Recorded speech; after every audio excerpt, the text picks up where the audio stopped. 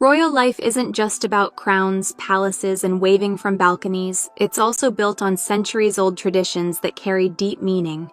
From symbolic ceremonies to thoughtful gestures passed down through generations, these customs help keep the monarchy rooted in history while adapting to the present. In this video, we're diving into 8 royal traditions, some grand, some quietly touching, that reveal the values, discipline, and humanity behind the crown. Trooping the colour. While every British monarch has a personal birthday, they also celebrate an official birthday through a dazzling public ceremony known as trooping the colour. This tradition, which dates back to the 18th century, was formalized during the reign of King George II, who was born in November but wanted a celebration during warmer weather. Held each June, regardless of the monarch's actual birth date, this grand military display features over 1,400 soldiers, 200 ceremonial horses, and 400 musicians in precise formation. It begins with a procession down the Mall and ends with the royal family gathering on the balcony of Buckingham Palace to watch a thrilling fly-past by the Royal Air Force. The entire event is both a public celebration and a powerful symbol of national unity, military excellence, and royal tradition. The royal christening gown.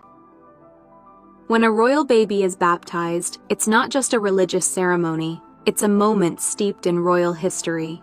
Since 1841, royal infants have been christened in an exquisite lace gown commissioned by Queen Victoria for her firstborn, Princess Victoria. Handmade from Spitalfield silk and Honiton lace, the gown became a treasured heirloom, worn by over 60 royal babies including King Charles III and Queen Elizabeth II. But after more than 160 years of use, the delicate fabric became too fragile. In 2004, a meticulously crafted replica was made by Angela Kelly, Queen Elizabeth's dressmaker, to preserve the tradition. Today, royal babies like Prince George, Princess Charlotte, and Prince Louis are baptized in this modern version, a perfect blend of heritage and preservation. The royal wedding bouquet. At every royal wedding, there's a poignant, quiet gesture that honors the fallen. The bride's bouquet is placed at the tomb of the unknown warrior in Westminster Abbey. This touching tradition began in 1923 when Lady Elizabeth Bowes-Lyon, the future Queen Mother, laid her bouquet at the memorial in memory of her brother Fergus. She did it privately before her wedding to Prince Albert, later King George VI. The gesture struck a chord and has since become a moving symbol of remembrance and gratitude. Royal brides from Queen Elizabeth II to Diana, Princess of Wales, and modern royals like Kate Middleton and Meghan Markle have all followed this heartfelt tradition. The Christmas speech. Every Christmas Day, the British monarch delivers a speech broadcast to millions across the UK and the Commonwealth. This tradition began in 1932 with King George V, who used the radio to speak directly to his people during a time of global depression and uncertainty. The speech became a unifying moment each year, and Queen Elizabeth II embraced it wholeheartedly, delivering the Christmas message every year for 7 decades.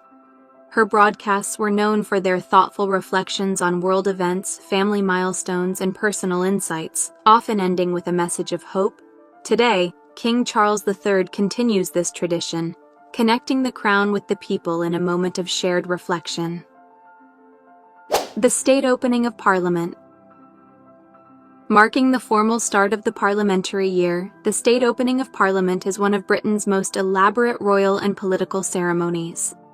The monarch travels in a gilded horse-drawn carriage from Buckingham Palace to the Palace of Westminster, escorted by the household cavalry.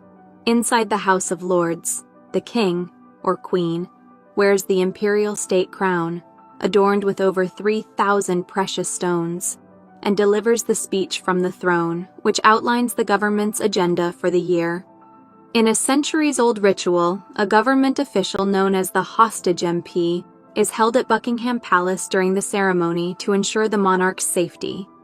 an echo of more dangerous times when the relationship between Crown and Parliament was far more tense. The changing of the guard. Outside Buckingham Palace, tourists and locals alike gathered to witness the changing of the guard, a ceremonial event with deep historical roots. Though it may seem purely decorative, this ritual represents the discipline and continuity of the monarchy. The tradition began in the 17th century under King Henry VII, who created a personal bodyguard for the sovereign.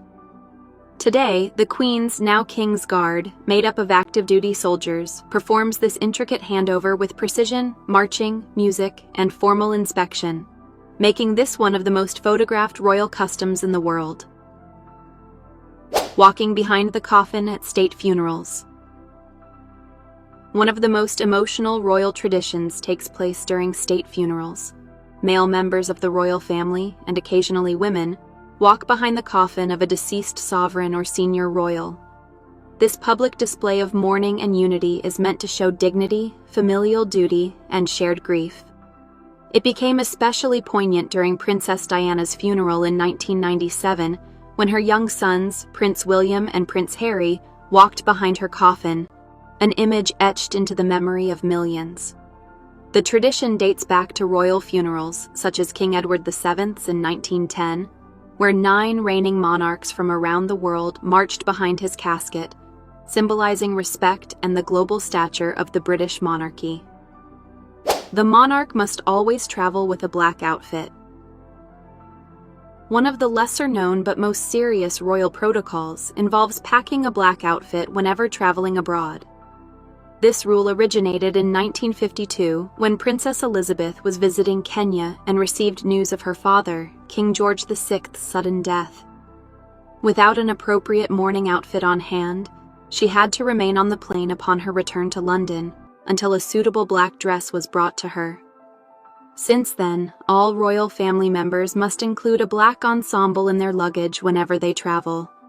It ensures that they are immediately prepared to appear in public should tragedy strike. A stark reminder of the monarchy's constant readiness to uphold tradition and decorum in every circumstance. The King's Swanuping. Every July, a very unusual and very British tradition unfolds on the River Thames, swanuping. Dating back to the 12th century, this annual census of swans was once a way for the crown to assert ownership over all unmarked mute swans, which were considered a royal delicacy. Today, it's more about conservation than cuisine. Swanuppers, dressed in traditional red uniforms, row up the Thames to count, tag, and check the health of young swans, called cygnets. The event reflects the crown's enduring relationship with wildlife and tradition, even in the quirkiest of ways. These royal traditions may seem formal on the surface, but each one tells a deeper story of remembrance, duty, and identity. Whether it's a bouquet laid in silence or a military parade watched by millions, these customs help connect the past to the present and the royals to the people they serve. Let us know which tradition surprised or moved you the most. And if you'd like a part 2, you know what to do.